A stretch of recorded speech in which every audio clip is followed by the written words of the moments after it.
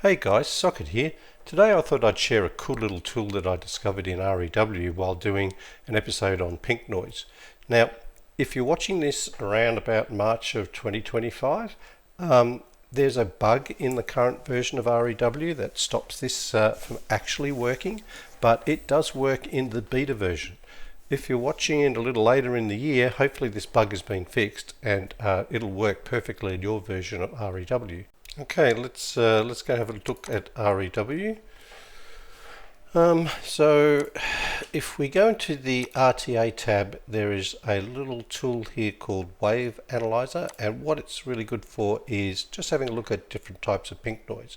So let me give you an example. Here's a couple of a correlated and uncorrelated pink noise that I've got off the internet.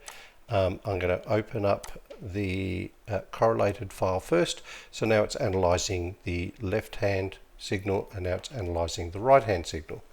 And when we open this up, let's just blow that all the way up, you can see that if I go to all SPL, you can see there is the pink noise running from 10 Hertz all the way through to 20,000 Hertz.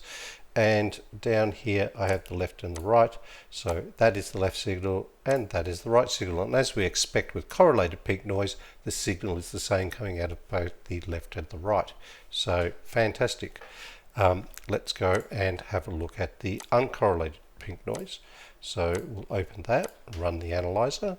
It's now doing the left signal, now doing the right signal. And let's have a look at that. So we'll turn off the correlated and uncorrelated, and once again running from 10 Hertz to 20,000, but now we can see the left signal and the right signal are different. So yeah, wow, so it clearly shows that if I want to double check whether my pink noise is correlated or uncorrelated, I can quickly run it through this analyzer and see the confirm whether what I think is the right type of pink noise actually is. So let's go and have a look at the pink noise generator in REW. So if we open up the generator and we click on noise, we have the ability to generate random pink noise or periodic pink noise. And if I just pick this, I can either play it or save it to file. I want to create a file. I can either create just a left or right channel or both, and I want to do both. And I'm not worried about the duration. So I'm going to save this file, and it's random pink noise. Okay, so I save that as a WAV file. There we go. And let's go to the analyzer and see what type of pink noise it is. So here it is in the middle. I open that up. We run the left. Now it's running the right, and if I just close that down for a moment, it looks like so there are left, let me see, the left channel and the right channel are overlaid each other, so this would tell me this is a correlated pink noise track. And in fact, if I go back to the generator, whether I'm using pink random or pink periodic, unless this box is ticked, they will both be correlated. So they will both be the same coming out of left and right channel. If I want an uncorrelated signal, I need to click uncorrelated. So if I now save that file, okay, and we go back to RTA and do an analysis on the file that we just created and saved. So it's doing the left, now it's doing the right. And what have we got? Well, we've got different signals on the left-hand side versus the right-hand side.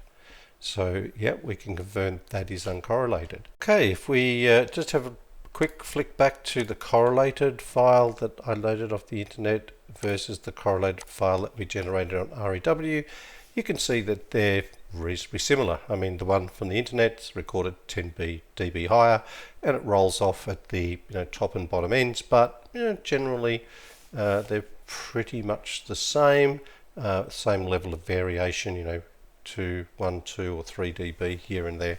So that's really interesting, but what I'd like to do is just demonstrate another use of the tool.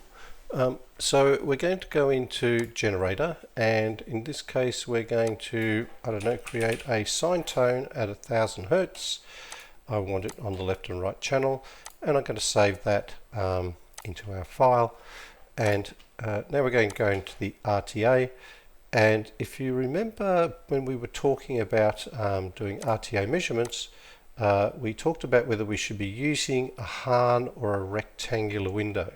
So if I switch it to rectangular and we analyze the sine wave that we just created, so doing the left frame now, and now the right frame. And so with the rectangular window open, you can see that the sine wave at 1000 Hertz here is actually quite spread out. Now if we go to our settings and change that to a Hahn window, okay, and we analyze the same sine wave, so doing the left and now doing the right, and I think you can see straight away there's the Hahn window response versus the rectangular window response. The Hahn window for me simply gives a much more precise precise result. So that's why I select the Hahn window over the rectangular window in the RTA settings. So look, that was just a cool little tool that I thought I'd share with you guys. Feel free to play around with your own pink noise versions. I think the real value of the tool is in just confirming the type of pink noise that you're using before you do a bunch of tuning work and then find yourself scratching your head because things aren't working out. So once again, hope you enjoyed this little episode, and I will catch you in the next one.